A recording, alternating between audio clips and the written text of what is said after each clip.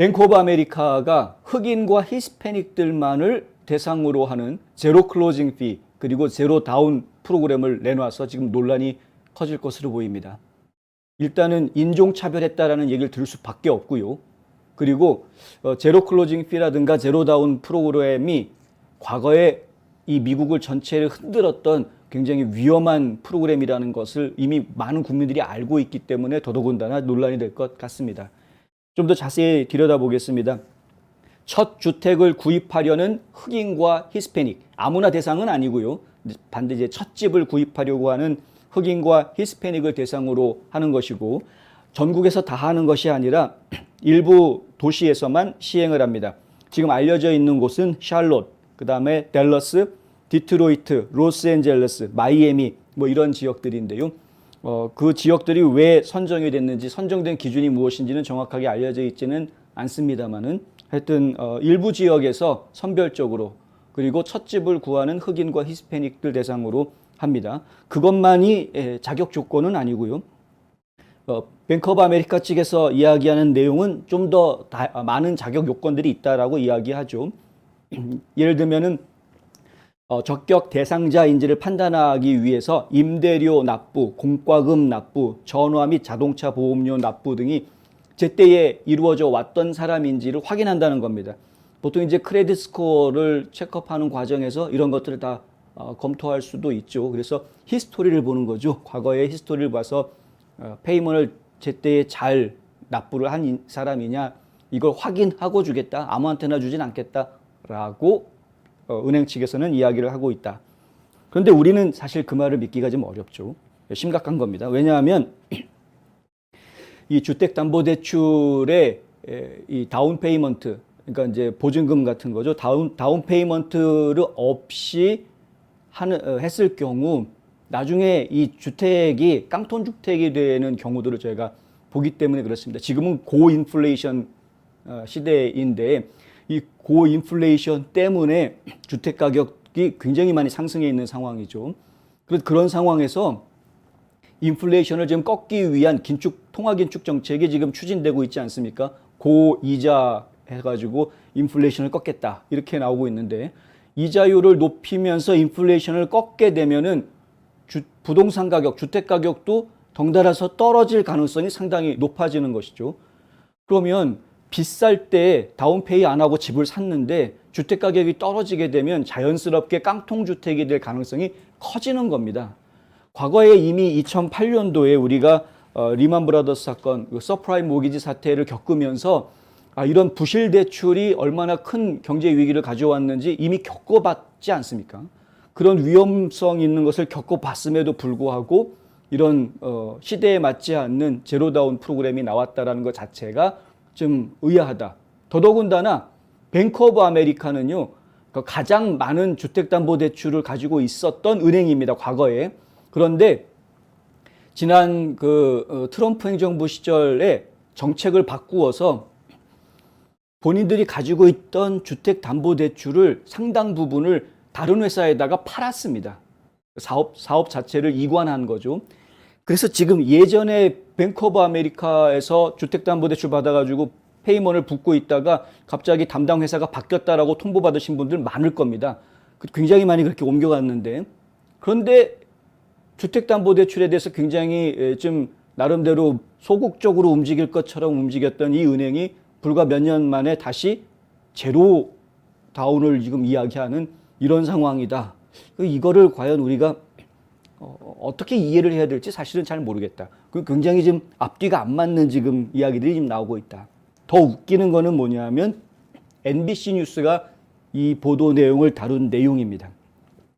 NBC 뉴스에 보면은 이런 이야기를 하는데요. NAR 이야기를 합니다. 전미부동산 중개인 협회. 전미부동산 중개인 협회가 보고한 보고서에 따르면 팬데믹 기간 동안 주택 가격 상승과 낮은 주택 공급은 다른 인종이나 민족 그룹보다 흑인 가정에 불균형적으로 영향을 미쳤다. 이런 보고서가 있다는 거죠. 백인 가구는 현재 흑인 가구에 비해서 집을 살 여유가 40% 더 많다. 이게 이제 NBC 뉴스에서 인용한 전국 전미 부동산 중개인 협회 NAR의 보고서 내용입니다. 실제로 NAR이 옛날에 내놓은 보고서인데요. 그 옛날에 내놓은 보고서 내용을 보면은 그 맨 위에 이 파란색이 집을 살 수 있는 형편이 되는 사람들인데 백인들이 그렇다라는 겁니다. 백인들이 이만큼 집을 살 수 있는 형편이 되는 사람들이다. 그런데 빨간색이 흑인들입니다.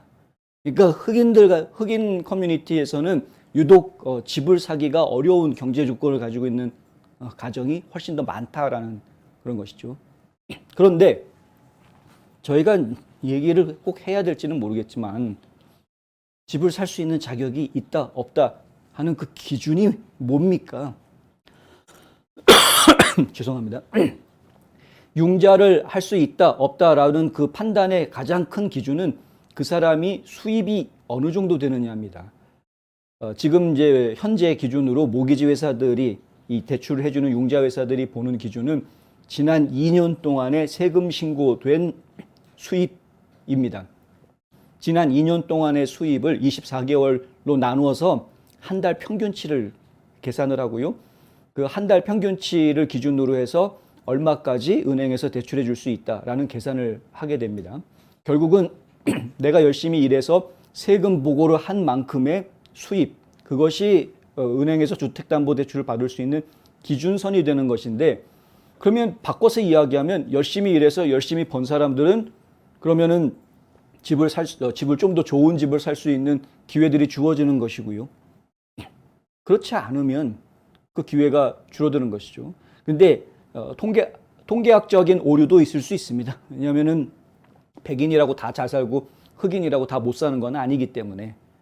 무슨 얘기냐면 백인이든 흑인이든 사람들마다 개개인마다 차이가 있는 것이기 때문에 이것을 인종으로 묶어서 얘기하는 것 자체가 잘못됐다라는 지적이 나올 수밖에 없죠. 하여튼 저희가 지금 두 가지 면에서 이야기를 해드리자면, 하나는 인종을 가지고 이렇게 차별적으로 하는 것은 차별금지법에 지금 위배된다. 이건 분명한 위법 사항인 것 같다. 왜 이런 짓을 기업들이 하는지 모르겠습니다. 그 다음에 두 번째 저희가 신경 써야 되는 부분은 이것은 인종 정의가 아니다. 사회 정의는 더더군다나 아니다. 지금 흑인들이 통계적으로 봤을 때 더 집 사기 어려운 형편에 있고 백인들은 집 사기 좋은 형편에 있는 사람들이 확률적으로 많다. 이건 어디까지나 통계와 확률의 이야기일 뿐인데도 불구하고 이걸 기준으로 근거로 MBC 방송이 이 나팔을 불면서 지금 이 민간 기업이 야, 우리는 흑인들이 더 불쌍하니까 흑인들한테는 좀 더 집을 쉽게 살 수 있게 해줄게 라고 이야기한다라는 게, 이건 흑인들에 대한 모독입니다. 솔직히 말씀드리면 흑인 사회에 대한 모독입니다. 그리고 정작 집을 살 수 있는 형편이 안 되는 사람들은 결국은 제로다운 페이먼트로 조건으로 집을 살 수 있게 융자를 해준다고 해도 언젠가는 페이먼트를 못 내는 상황이 부닥칠 수밖에 없지 않겠느냐. 지난 2년, 3년 동안 페이먼트를 아무리 잘했다고 해도 집 모기지 갚는 거는 15년, 30년 걸리는 일인데 이게 한순간에 될 일이냐 이겁니다.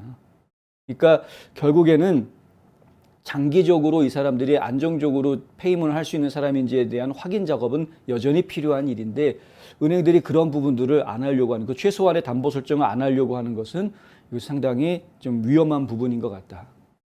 이것을 가지고 혹은 뭐 사회 정의니 혹은 인종 정의니 이런 식으로 이야기하려고 한다면 그것은 저희가 볼 때는 이건 반란 수준이다 이거죠. 경제적으로 보아서는 반란 수준이다. 흑인들한테 특혜를 줘가면서, 이건 특혜가 되는 겁니다. 그러니까 흑인이나 라티노들한테 특혜를 줘가면서, 자, 너희들이 이렇게 특혜를 받을 수 있는 이유는 민주당 정권이 지금 정권을 쥐고 있기 때문이다라고 정치적으로 연결할 수 있는 연결고리를 만들어주는 것밖에 안 된다. 이거는 국민들을 인종적으로 차별당했어. 내가 백인이라는 이유로 차별당했어. 아시안도 지금 거의 백인하고 같이 경제적으로는 한 카테고리로 묶어버리려고 그러죠. 아시안들은 잘 산다라는 선입견이 이미 쫙 퍼져 있지 않습니까? 그러니까 결국에는 미국에 있는 국민들을 갖다가 인종으로 해서 분열시키는 그런 발단이 될 수도 있다. 지금 너무 앞서 나가서 말씀을 드리는 건지는 모르겠지만 심각한 문제입니다. 더 게이트웨이 푼딧은 이렇게 보도합니다. 뱅크 오브 아메리카는 2008년 주택시장 붕괴로부터 아무것도 배우지 못했는가? 이게 어떻게 합법적일 수 있나? 이렇게 질문합니다.